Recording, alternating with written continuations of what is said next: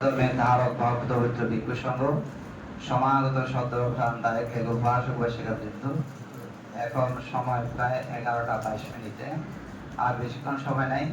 তো তারপরেও আজকে যে আমাদের এই ঐতিহাসিক বৌদ্ধবিহার বলবো আমরা, এটা কেন ঐতিহাসিক বলবো? চট্টগ্রামের প্রবেশদ্বারে সিটি গেটে আপনার তীশ্বরণ বৌদ্ধবিহার, এই জন্য একটা অত্যন্ত ইম্পর্টেন্ট জায়গা। আমরা চট্টগ্রামে ঢুকতে হলে, বাইরে যেতে হলে এই গেট দিয়ে ঢুকতে বাইরে যেতে হবে, এবং এখানে আপনাদের বিহার বুঝছেন। আজকে এই ত্রিশরণ বৌদ্ধ বিহারে যে বিশেষ করে দীর্ঘদিন যারা এই বিহার মানে প্রতিষ্ঠায় অনন্য ভূমিকা রেখেছেন, যারা না হলে, যাদের অগ্রণী ভূমিকা না হলে বিহার ওদের প্রতিষ্ঠা হইত কিনা, বিহারের জায়গা সরকার থেকে পাওয়া যেত কিনা, যথেষ্ট সন্দেহ ছিল। তাদেরকে আজকে আপনারা মানে ওনারা এখন পয়ভারে নুজ্জমান, এবং ওনাদেরকে এই সময়ে আপনারা আজকে সম্মানিত করলেন। মানে নতুন কমিটির দায়িত্ব, মানে পুরানা কমিটির দায়িত্ব হস্তান্তর নতুন কমিটির উপরে। নতুন কমিটির অভিষেক। এবং আমি বিদায় মানে বলবো না, আমি বলবো যে আমাদের মানে যেটা পূর্বতন কমিটি, এটার সংবর্ধনা সম্মাননা সবাই আজকে। আমরা ওনাদেরকে বিদায় দেব না, বিদায় এখানে ওনাদেরকে দেব না। বিদায় যদি ওনাদের আয়ু কোনোদিন শেষ হয়ে যায়, তখন এই জন্য নতুন বিদায় দেওয়া হবে, না হলে এই বিহার থেকে ওনাদের বিদায় নেই। আজকে বিশেষ করে এখানে আমাদের প্রতিষ্ঠাতা সভাপতি সজল বাবু, ডাক্তার সজল বাবু, এবং আমাদের বিশিষ্ট সমাজসেবক বাবু জীবন বাবু, এবং বিশিষ্ট সমাজসেবক বাবু রাখাল বাবু, এবং বিশিষ্ট সমাজ বাবু সুপন বাবু ডাক্তার, এদের নাম সর্বাগ্রে আসছে। তো আপনাদের কি এখানে অবদান নাই? আছে, কিন্তু সব জায়গাতে কারো কারো ভূমিকা মুখ্য থাকে। যেমন আমাদের ওখানে বিহার প্রতিষ্ঠা হয়েছে, বিহার প্রতিষ্ঠা করতেছে ধর্মকীর্তি মহাতের, এখন আমার হয়তো সেখানে অগ্রণী ভূমিকা ছিল। কিন্তু সেখানে যারা মানে মানে বালতি মাটিও যারা দিয়েছে, যারা একটা টাকা দিয়েছে, তারাও কিন্তু সেখানে অবদান রেখেছে। তবে হয়তো আমার অবদান অনেক বেশি বলেই সবাই বলে এটা ধর্মকীর্তিবাদী, এটা প্রতিষ্ঠা। তো যাই হোক, এখানে ওনারা যে ঐতিহাসিক কর্ম সম্পাদন করেছেন, সদরবাবু বলেছেন, আমার খুব ভালো লাগে যে আপনারা আমাকে ডাকেন বা না ডাকেন, কিন্তু আমার এই বিহারটাকে মানে আমাদের নিরস্বয় সীতাকুণ্ড, আমাদের সমিতিভুক্ত যতগুলো বিহার আছে প্রতিষ্ঠার পর থেকে এই পর্যন্ত আমি তাদেরকে ধারণ করে রেখেছি, আমাদের চিত্ত জগতে ছায়াদি রেখেছি। এই বিহারে যত ভিক্ষু যতদিনই ছিল, তারা আমার এই মানে নিরস্বয় সীতাকুণ্ড ভিক্ষু সমিতির সদস্য ছিল। এবং আমি নিজেকে গর্ববোধ করি যে আমি আর জিনবুদ্দিন মহাতেরও হাতে আরেকজন আপনাদের কমিশনার ছিলেন, এবং আমরা এখানে এটা বারবার আপনার আজকে আমার ভালো লাগছে যে নতুন প্রজন্মের কাছে ইতিহাসটা আপনারা তুলে ধরছেন। সেই সময় এখানে কিছুই ছিল না, কিছুই ছিল না, একটা বেড়ার ঘরের মধ্যে আমরা এখানে এসে এর মধ্যে আমরা এটা করছি। তো যাই হোক, আমি একদিন এটা চিন্তা করেছিলাম যে বিহার একদিন অত্যন্ত ইম্পর্টেন্ট একটা বিহার হবে। জায়গা খুব কমলেও যে সজল বাবু যে ইতিহাস তুলে ধরলো, আসলে জীবন বাবু আর সজল বাবু ওনারা মানে আমি দেখেছি যতবারে ঢাকা যেত, মানে ঢাকা যাচ্ছি একটু আশীর্বাদ করবে।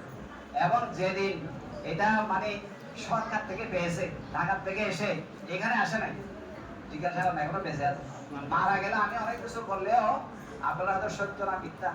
ওনারা দুজন নিজামপুর নেমে আমার বিহারে চলে গেছেন, দৌড় পিছনে ছুটে গেছেন ভাঙতে। আজকে আর আনতে হওয়াইতেছে আজকে ঘোরা এত লাভ হয় মানে আমারও আবেগ আপ্লুত হয়ে গেছিলাম যে আজকে ভাঙতে এতদিনে সাধনা সিদ্ধ হয়েছে। কি হয়েছে? যে আমরা বিহার এবং সরকার থেকে পাইছি, কোনো টাকা পয়সা ছাড়া পাইছি।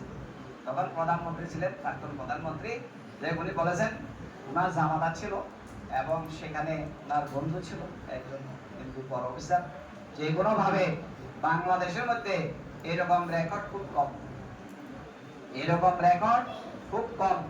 বাড্ডা বদ্ধ বেড়ে জায়গা কিনতে হয়েছে বারবার সরকার থেকে, পরে কিছু জায়গা পাইছে, প্রথমে জায়গা কিনে আরম্ভ করছে। আপনারা একেবারে সরাসরি ছোট হোক বড় হোক, ডাইরেক্ট আপনারা সরকার থেকে এই জায়গাটা পেয়েছেন। এবং এখানে কেউ যদি কোনোদিন তাদের অবদানকে ছোট করে দেখে, তো আমি অত্যন্ত আনন্দিত আপ্লুত যে যারা এখন যুবকেরা আসছে, আপনারা যারা এটা খুব থাকবে, আমরাও কাজ করতে গিয়ে কতজন কত কথা বলতেছে, কতজন কত কথা বলছে, আপনারা আশ্চর্য হয়ে যাবেন। আমার যেটা নতুন বিহার এখন আমাদের যেটা হয়েছে নবাবপুরে, এটা এটা করতে গিয়ে এই পর্যন্ত 3 কোটি টাকার মতো খরচ হয়ে গেছে। কথা বলছেন, 3 কোটি টাকার মতো খরচ হলে ওখানে আমাদের বাংলাদেশের টাকা আছে মাত্র 10 লাখ।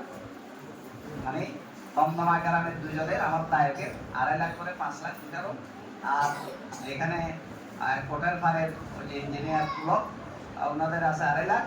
আর হলো স্বপন জেমসের, স্বপন চৌধুরী, ওনার 2.5 লাখ। তেমন হলো দেখেন কাজ করতে গিয়ে তারপরেও কতজনের কত কথা আমাদের শুনতে হয়েছে।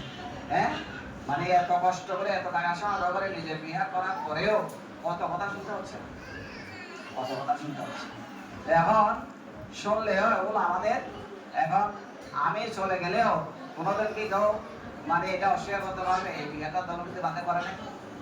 পারবে না। এবং এরকম এখানেও পারবে না। আপনার বিভিন্ন সব করার কিছু নেই। এখন কমিটি একটা আসবে আর একটা যাবে। আমি আজকে অভিভূত যে অনেক জায়গায় কমিটিকে লাঞ্ছিত হয়ে যেতে হয়, অসম্মানিত হয়ে যেতে হয়, কান্না করে করে যেতে হয়। আজকে আপনারা বিভিন্ন সময় বিভিন্ন কথা বললেও আজকে কমিটিকে আপনারা যেভাবে মানে দায়িত্ব নিচ্ছেন বা দায়িত্ব ওনাদের থেকে নিচ্ছেন অত্যন্ত সম্মানজনক ভাবে, অত্যন্ত বৌদ্ধিক পদ্ধতিতে যে আপনারাও তাদের প্রতি আশীর্বাদ করতেছেন।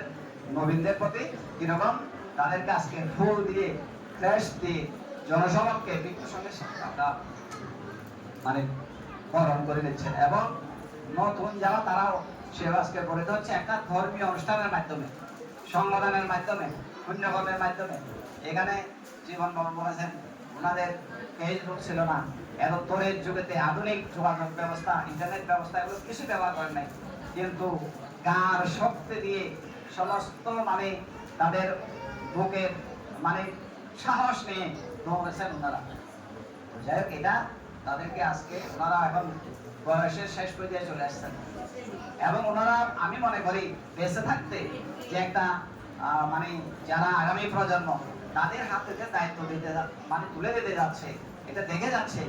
আমি মনে করি যে ওনারা একটা আত্মসন্তুষ্টি লাভ করতে পারবে যে বিহার অন্তত আমরা। এবং তাদের কাছে আমাদের আহ্বান থাকবে, আপনাদের পূর্বসূরীরা মুরব্বীরা আপনারা এমন কোনো কাজ করবেন, আমাদের ভালো লাগছে ওনাদের বক্তব্যটা খুব সুন্দর, মানে যুবকদের পক্ষ থেকে যারা সভাপতি সেটা বক্তব্য দিয়েছে। এবং এই মনোভাব যদি থাকে মানে কৃতজ্ঞতাবোধ, শ্রদ্ধাবোধ এবং বলেছেন যে আপনাদের বিদায় নেই, আপনারা আমাদের কেউ উপদেশ দেবেন, পরামর্শ দেবেন, আসবেন। এটা এটা যেন শুধু মুখের মধ্যে না থাকে, এটা যেন বাস্তবে রূপ লাভ করে। এখন বিশেষ করে সুমন যে এখন সভাপতি নাই না, সেক্রেটারি, সে তো এখন আমি শুনেছি নেতা। এখন নেতাদের কাজ করার সুযোগ আছে। আমি আমাদের গ্রামে বলি বিভিন্ন সময় নেতা, অনেকগুলো নেতা আছে, কিন্তু নেতারা তেমন উল্লেখযোগ্য কোনো কাজ দেখি না সমাজে। আমি তো অনেকগুলো কাজ করছি, এগুলো ছাড়াও আমি কোনো নেতাও না কিছু না। এগুলো বললে মানে বলে কোনো বান্ধে আবার আত্মপ্রচার করতেছে কিনা। হ্যাঁ, এগুলা একটা রাস্তা করে দিয়েছে কোনো এক সময়ে সরকারের থেকে 4 কোটি টাকা নিয়ে, 4 কোটি টাকার একটা রাস্তা কার্পিং করে দিয়েছে। এবং কুসাঙ্গের ভাড়া সরকার থেকে 1.5 কোটি টাকা নিয়ে দিয়েছে ব্যারিস্টার বিপ্লব বড়ুয়াদের গ্রামে, চিনানন্দ বান্ধা নামে একটা মাছ করেছে নাকি। এবং সেখানে মানে 20টা ডিপ ওয়েল গভর্নমেন্ট থেকে আনে দিয়েছে, 50টা কমিটির স্যালারি লেটার 1 টাকা ছাড়া বিদ্যুৎ এনে দিয়েছি, অথচ আমি কোনো নেতা না। হ্যাঁ, তো বড় বড় নেতাদেরকে বলি এত বছর তোমরা নেতা হয়েছ, ওই একটা মানে তোমাদের বাড়িতে ডিপটল এরা দিলাম যে আপনারা একটা কলা আমাকে ছেড়ে দেন, মানে আমি এটার মালিক না, এটা আমি যেভাবে পারি টাকা দিয়ে পারি, সরকারি টাকা দিয়ে পারি, নিজস্ব অর্থ দিয়ে পারি, একটা ফ্লোর আমি করে দেব, এটা আপনাদের। এবং সেটা ধর্মশালা থাকবে, আপনারা ব্যবহার করবেন। আমার জন্য শুধু একটা রুম বরাদ্দ রাখবেন, আমি যেন আসলে যেতে এখানে একটু বিশ্রাম নিতে পারি। তো সেটা আমি জানি না, আমি বলেছিলাম এটা প্রস্তাব না হলেও গ্রহণ না করলে আমার কোনো দুঃখ নেই। তো যাই হোক, আমি বলেছিলাম আর কি, তখন আজকে এটা সুযোগ হলো আবার আপনাদেরকে বললাম। কিন্তু আমি কোনোদিন এই ত্রিশরণ বৌদ্ধ বিহার দখল করার জন্য আসবো না, এটা আবার আমি প্রতিষ্ঠা দেওয়া বলবো না, এটা আমি মালিক বলতেও আসবো না। তো যাই হোক, বসে বসে এখন আজকে ভালো লাগছে যে আপনারা অন্তত অনেক জায়গায় এই সম্মান পায় না, বিভিন্ন কথা বললেও কিন্তু ঘুরে ফিরে এখানে মূল ঘন্টা মূল আমাদের এটাই ধরতে হবে।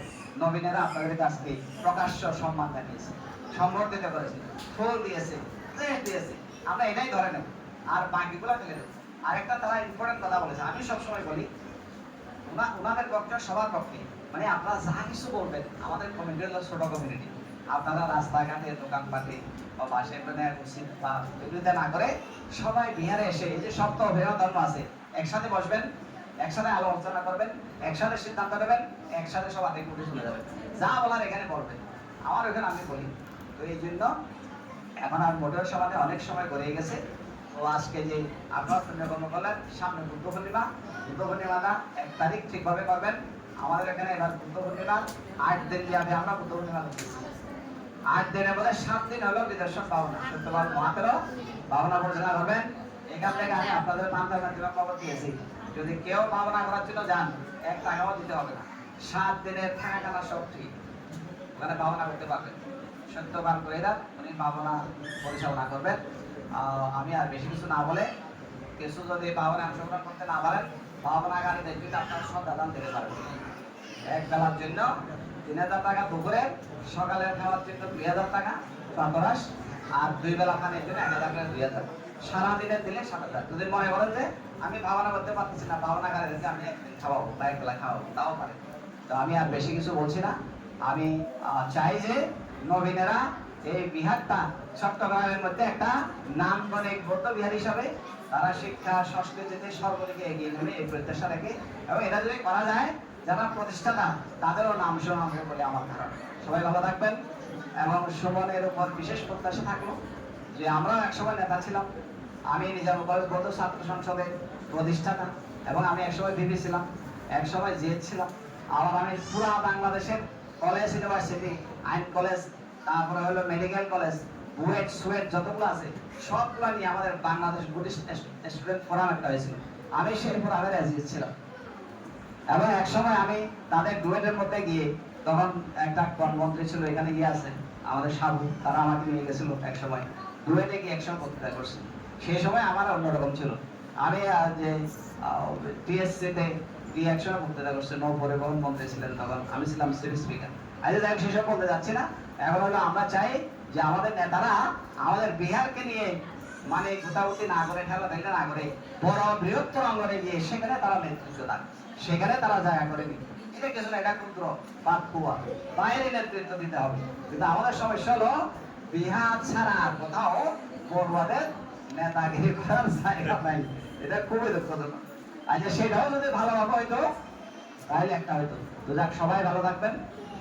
নতুন যারা আসছেন অশেষ অশেষ অভিনন্দন এবং আশীর্বাদ।